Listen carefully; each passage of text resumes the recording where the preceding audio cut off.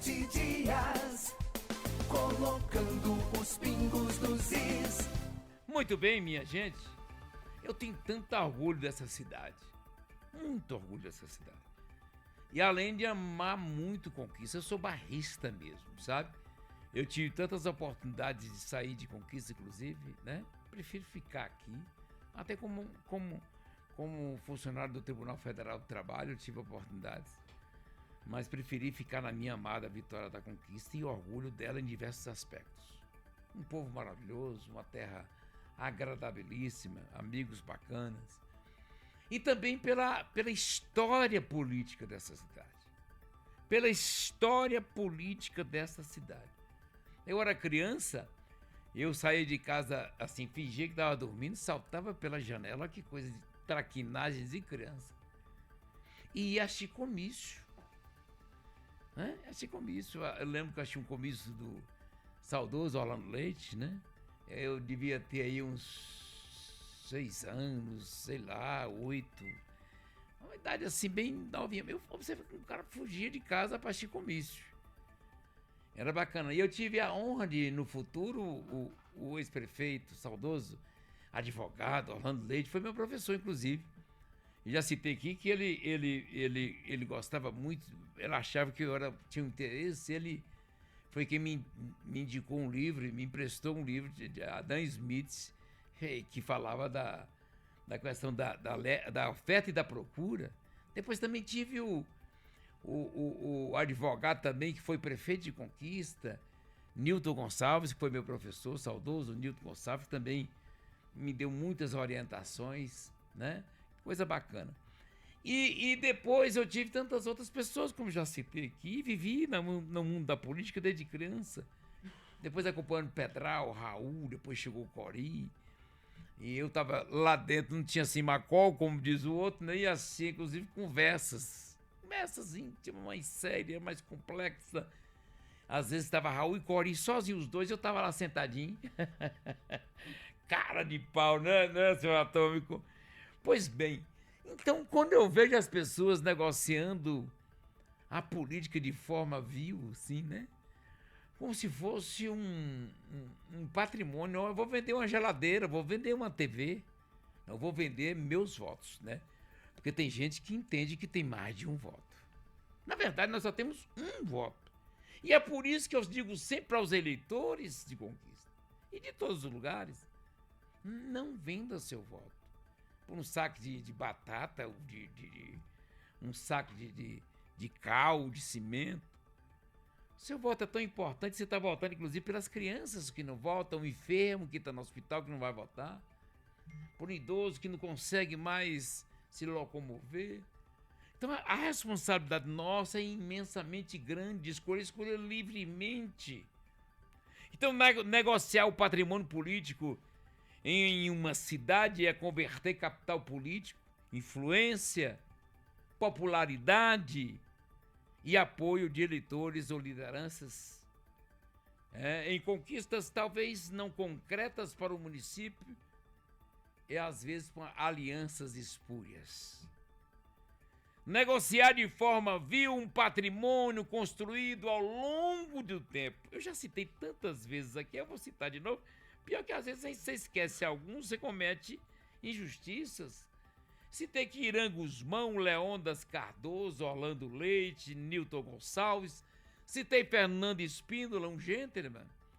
Ezen Guzmão, Jadiel Matos, Raul Ferraz, Pedral Sampaio, Hélio Ribeiro, Gildásio Cairo, Sebastião Castro, Murilo Mármore, Everardo Pub de Castro, e que estão conosco, esses aí eu citei, são os que já passaram, que estão com a gente, Guilherme Menezes, Elkson Soares, Clóvis Flores, entre tantos outros.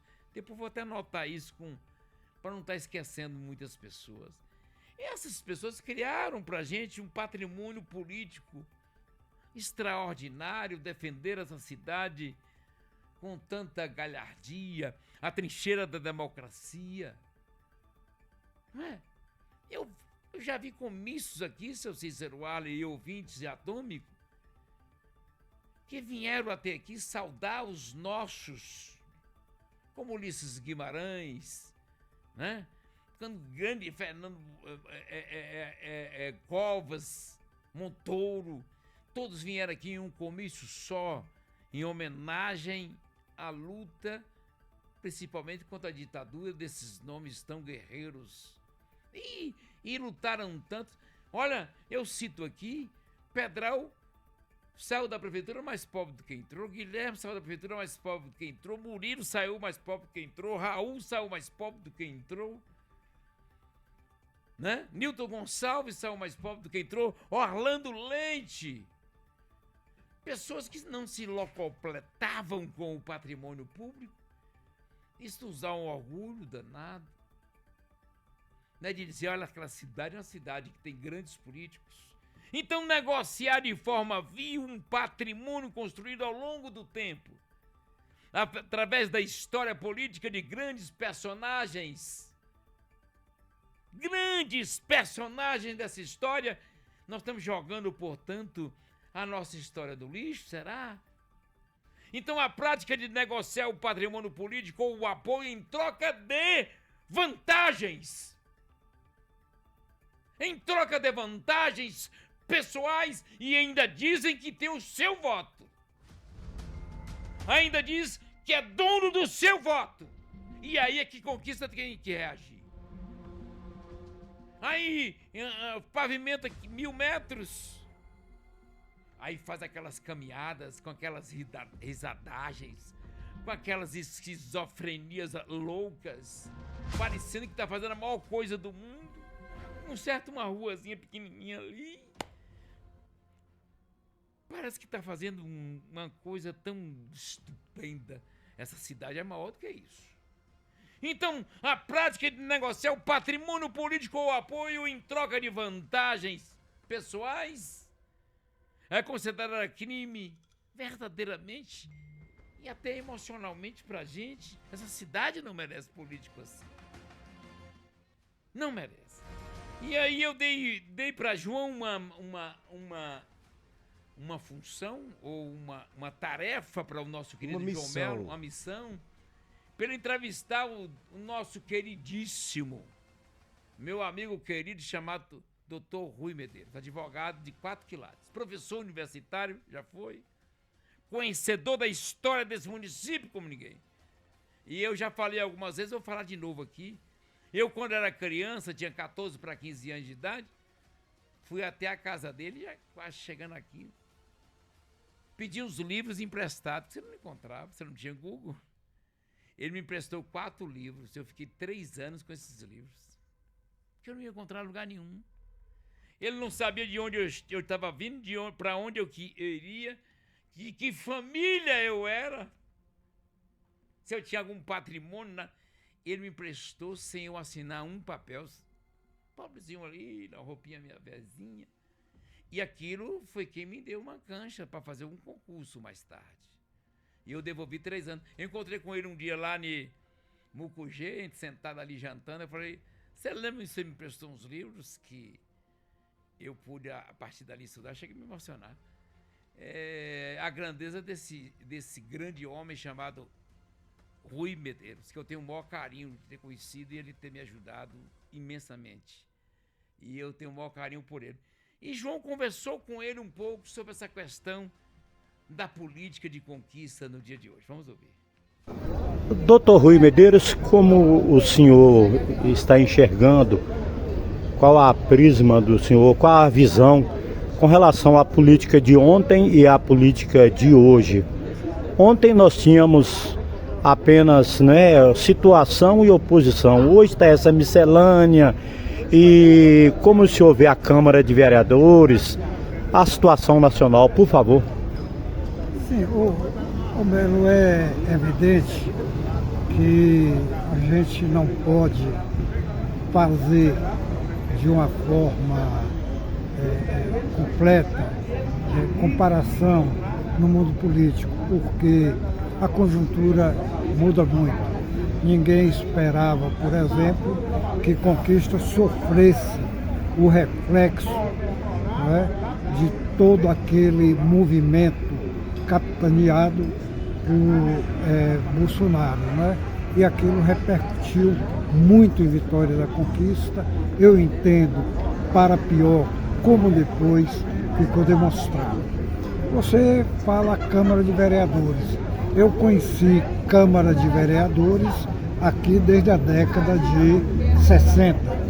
E eu sei realmente o que era a Câmara de Vereadores.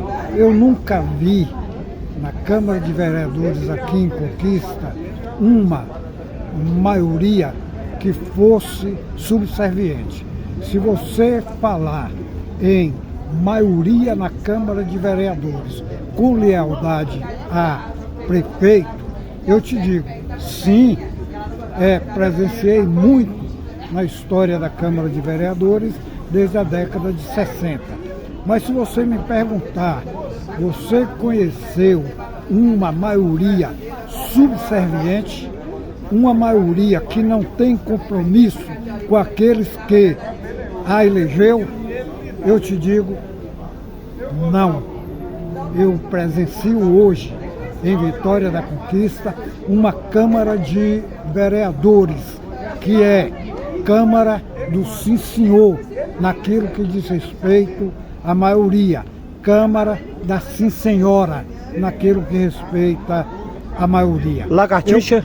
Eu conheço uma Câmara de Vereadores que não se preocupa com o futuro. De uma forma irresponsável, aprovou um empréstimo enorme para as condições de Vitória da Conquista, sem nenhum plano de aplicação de dinheiro, sem nenhum projeto. Uma cidade, veja só, que tem se mostrado, ou uma administração, que tem se mostrado incompetente até para eliminar uma cratera numa das ruas principais aqui da Conquistinha, como você sabe, não é? Então, como é que se aprova empréstimo grandioso, sem projeto detalhado, sem plano de aplicação, sem verificar se está compatível com o plano plurianual? Por outro lado, você verifica também uma Câmara que aprovou a doação para a EMURC de imóveis públicos, de área verde, de área institucional, de praças aqui em Vitória da Conquista, comprometendo o futuro de nossa cidade, certo? Há bairros aqui, ou melhor, loteamentos aqui, que foram vendidos com praças, com áreas verdes, e que muitas pessoas os adquiriram em razão disso e em razão de saber que havia uma preocupação com a institucionalidade quanto a bens, que havia uma preocupação com a área verde, com a defesa do meio ambiente, com o escoamento das águas pluviais, etc. E aí hoje, depois de passar para a EMURC vende a preço discutível áreas verdes em nossa cidade. Quer dizer, sabia já a maioria da Câmara que isso iria ocorrer. A EMURC queria desses bens, que aqui queria esses bens exatamente para vender, para fazer caixa, como diz essa empresa, que merece uma fiscalização, merece um acompanhamento melhor. Por outro lado, você verifica aqui que o grande vertedor, o grande receptor de águas de quase toda a cidade é o Rio Verruga. O Rio Verruga está sofrendo um cercamento. Há inclusive planos, projetos, etc., que não respeitam o afastamento das margens do Rio Verruga, aquele afastamento previsto em lei de 30 metros e mais a área de servidão administrativa que normalmente deve ter. Então, onde é que está essa maioria da Câmara, que não verifica o comprometimento do futuro de nossa cidade, o comprometimento do básico, escoamento de água pluvial? o comprometimento do básico, preservação de áreas verdes. O comprometimento do básico, ter uma previsão de que o dinheiro que será pago com o tributo de toda a sociedade será empregado. Eu realmente, se me desculpe, estar indignado, mas nunca vi, sinceramente, maioria subserviente em Câmara. Já vi com fidelidade partidária, com fidelidade ao Executivo, mas uma dependência totalmente homologatória é a primeira vez que eu vejo na história da nossa Câmara. Portanto, ele explicou tudo, eu venho falado muito sobre isso. Né? Você pode ser aliado, mas você não pode ser alienado. E a Câmara tem um papel muito fundamental, claro que não são todos, papel fundamental de fiscalizar o Executivo. E essa questão da subserviência e de ser adulão. Isso é que dói o coração, mas eu vou ganhar um cargo, uma banana pra cidade, vou ganhar um cargo. Porque meu filho vai ser secretário. Porque eu vou botar fulano pra trabalhar lá. É o que o doutor Rui tá falando, a Câmara tem que ser maior do que isso, gente. E tá provando tudo que pode e o que não pode, para benefício próprio. Não, olha, pelo amor de Deus. O que seria um subserviente refere-se a alguém que se submete de forma exagerada à vontade do outro. E o adulão é um indivíduo que cobre os outros de elogios falsos ou exagerados. É a questão da desgrama do poder. É a mariposa que eu falo que fica rodando quando a lâmpada está acesa. É o poder quando está acesa. Apagou, perdeu o poder, vai atrás de outra lâmpada. Embora sejam palavras distintas, subserviente e adulão, elas caminham juntas. É comum que o adulão seja também subserviente. Você que está do outro lado aí me ouvindo, você tem a obrigação de dizer: eu vou votar em quem eu quero, com minha consciência. Não deixe lideranças, que se acham lideranças, dizer: olha, o voto é meu. O voto não é seu, o voto é de cada um, tem o seu. Então você fique atento que isso vai acontecer muito. Faltamos ainda 3 meses para a eleição. Vai acontecer demais. Toca o barco. Deusdete Dias, colocando os pingos nos is. Consultor